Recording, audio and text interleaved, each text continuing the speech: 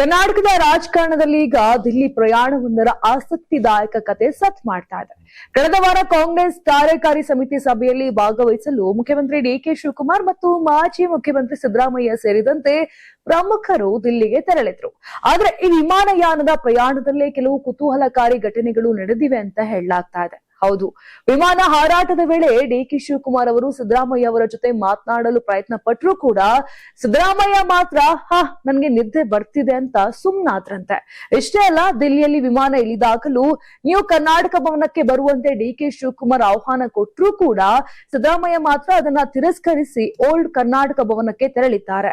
ಸಭೆಯಲ್ಲೂ ಹಸನ್ಮುಖಿಯಾಗಿಸಲು ಸುರ್ಜೇವಾಲಾ ಹಾಗೂ ವೇಣುಗೋಪಾಲ್ ಪ್ರಯತ್ನ ಪಟ್ಟರು ಕೂಡ ಸಿದ್ದರಾಮಯ್ಯ ಮಾತ್ರ ಬೆಗುವಾಗಿಯೇ ಉಳಿದಿದ್ದಾರೆ ಅಂತ ಹೇಳಲಾಗ್ತಾ ಇದೆ. ಸಿದ್ದರಾಮಯ್ಯ ಅವರ ಈ ಮೌನ ಮತ್ತು ಬೆಗುವಿನ ಧೋರಣೆ ಈಗ ಕಾಂಗ್ರೆಸ್ ಪಾಳ್ಯದಲ್ಲಿ ತೀವ್ರ ಕುತೂಹಲ ಹಾಗೂ ಚಿಂತೆಗೆ ಕಾರಣವಾಗಿದೆ.